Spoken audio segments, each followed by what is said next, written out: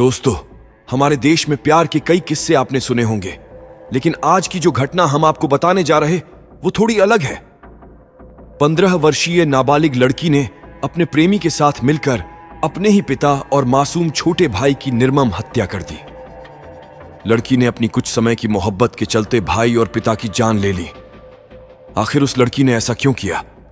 क्यों अपने ही हाथों से अपने ही परिवार को खत्म कर दिया? आइए शुरू से जानते हैं इस दिल दहला देने वाली सच्ची घटना के बारे में। दोस्तों, स्वागत है आपका inside the crime YouTube channel में।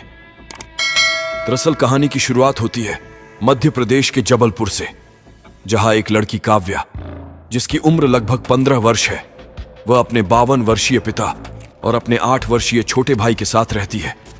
लड़की की मां 2 साल पहले गुजर चुकी थी। लड़की का एक प्रेमी भी होता है जिसका नाम युगल है, जिसकी उम्र लगभग 19 वर्ष के आसपास है। दोनों एक दूसरे से रोजाना फोन पर बातें करते हैं और कई बार जब घर पर कोई नहीं होता है तो लड़का लड़की से मिलने भी आता है। दोनों की जिंदगी इसी तरह आगे बढ़ रही थी, लेकिन वो कहते हैं ना कि गलत काम कोई सा भी हो, उसे छुपाना बड़ा कठिन होता है। वो एक ना एक दिन सामने आ ही जाता है। और हमारे भारत देश में शादी से पहले संबंध बनाना सामाजिक तौर पर गलत माना जाता है। एक दिन लड़की के पिता को लड़की के गैर संबंध के बारे में पता चल जाता है और लड़की का पिता लड़की को बहुत समझाता है, लेकिन लड़की उस लड़के से बहुत प्यार करती थी, इसलिए वो पिता के सामने अपने संबंध को लेकर साफ मना कर देती है।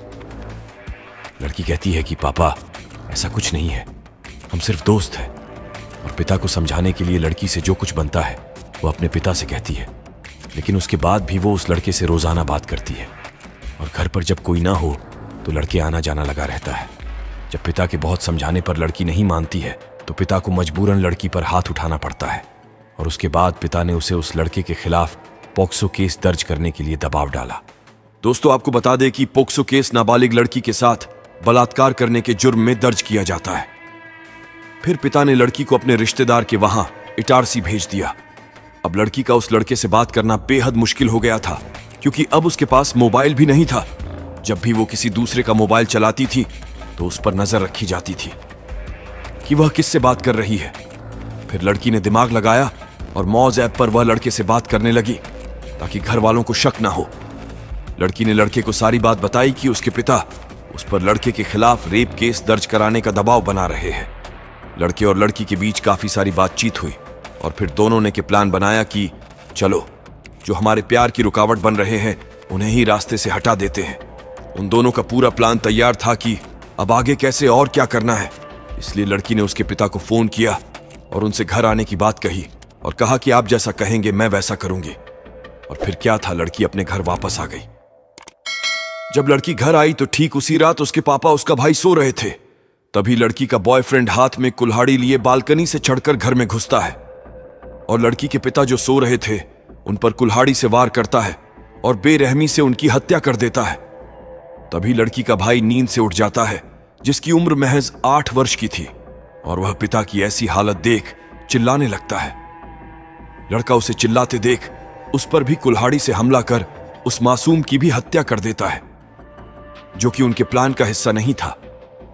प्रेमी जोड़े ने सोचा था कि हत्या के बाद हम पुलिस को बताएंगे कि घर में चोर गुस्से थे जिन्होंने पैसे के लिए इन दोनों को मार दिया, लेकिन कहना जितना आसान होता है उतना ही मुश्किल है उसे करना। 2 लाशें सामने देखकर दोनों घबरा गए। उन्हें समझ नहीं आ रहा था कि अब क्या करें। सबसे पहले उन्होंने लड़की के छोटे भाई की लाश को फ्रिज में रख दिया और लड़की के पिता की लाश को प्लास्टिक में लपेट दिया। इतना सारा खून देखकर दोनों घबरा गए। उनका दिमाग बिल्कुल काम नहीं कर रहा था। फिर उन्होंने घर में ढेर सारी अगरबत्तियां लगाई ताकि लाश की बदबू घर से बाहर ना जाए। अचानक दूध वाले ने घंटी बजाई तो लड़की ने दरवाजा खोलकर दूध लिया और उसके बाद 2 घंटे तक वो दोनों वहीं बैठे रहे। और फिर दोनों एक स्कूटर लेकर रेलवे स्टेशन पहुंचे। लड़की ने पिता के बैंक से पैसे निकाले, क्योंकि पिता और बेटी का ज्वाइंट अकाउंट था, और फिर ट्रेन में बैठकर फरार हो गए। लड़की के घर पर हमेशा कोई ना कोई रहता है, इसीलिए घर बंद होने पर पड़ोसी को अजीब लगा और उसने आशंका जताई और फिर तुरंत पुलिस को फोन किया। पुलिस मौके पर पहुंची और घर से 2 लाशें बरामद की, जिसमें एक 52 वर्षीय पिता की और दूसरी 8 वर्षीय लड़की के भाई की लाश थी। पड़ोसियों से पूछताछ करने पर पता चला कि लड़की गायब है पुलिस को लड़की के लापता होने का संदेह हुआ, लेकिन जब सीसीटीवी चेक किया तो पता चला कि लड़की किसी लड़के का हाथ थामे हुए घर से निकली है। तो पुलिस ने लड़की को संदिग्ध ठहराया और लड़की की तलाश में जुट गए। उधर लड़के ने लड़की से कहा कि हम पुलिस से बच नहीं सकते, इसलिए जब भी पुलिस हमें पकड़ेगी तो मैं ये सारा इल्जाम अपने ऊपर ले लूंगा। उसके बाद लड़की ने अपने चचेरे भाई को एक वॉइस नोट भेजा, जिसमें लड़की ने इस हत्या का जिम्मेदार उसके बॉयफ्रेंड को बताया। सबसे पहले दोनों प्रेमी घर से 95 किलोमीटर दूर कटनी गए। थोड़े दिन वहां रुके और फिर वहां से इंदौर गए, फिर पुणे गए और उसके बाद बंगलुरु गए, जहां पर वो अपने दोस्त के घर पर रुके। कुछ दिन बाद जब दोस्त को हत्या के बारे में पता चला तो उसने उन दोनों को वहां से जाने के लिए कहा।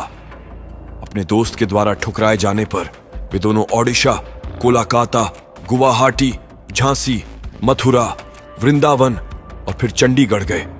वे दोनों ट्रेन से यात्रा करते रहे। दोनों एक स्थान पर कभी भी ज्यादा दिन तक नहीं रुके।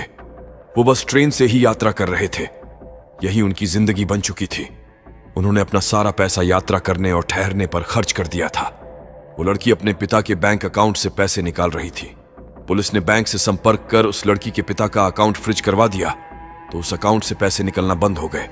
फिर वे दोनों वहां से अमृतसर गए। वहां पर वो गुरुद्वारे में खाना खाते और वहीं सोते थे। अब पैसे आने के सारे रास्ते बंद हो चुके थे, तो दोनों ने मिलकर काम की तलाश करना शुरू कर दिया। जब वे दोनों काम की तलाश में हरिद्वार पहुंचे तो पुलिस ने उन्हें पकड़ लिया। मौके पर लड़की का बॉयफ्रेंड फरार हो गया। लड़की और उसका बॉयफ्रेंड इतने समय तक साथ रहे, भागते रहे, कई परेशानियां उठाई, जिसके चलते दोनों में कई बार कहा सुनी भी हुई। दोनों ने एक दूसरे की गलतियां गिनाई, जिससे जब तक पुलिस ने लड़की को पकड़ा तब तक उनके रिश्ते में दरार आ चुकी थी।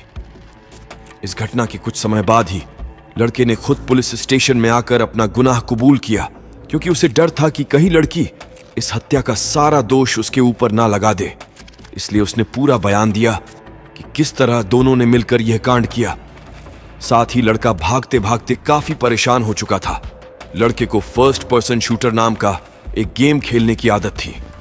उसके लिए उसे पैसे चाहिए होते थे। जब उसके पास पैसे खत्म हो गए तो फिर उसने आत्मसमर्पण करने का फैसला किया। साथियों, ये थी एक सच्ची घटना, जिसमें एक नाबालिग लड़की ने अपने ही पिता और मासूम से छोटे भाई की हत्या करवा दी। साथियों, आपको ये वीडियो कैसी लगी कमेंट करके जरूर बताएं।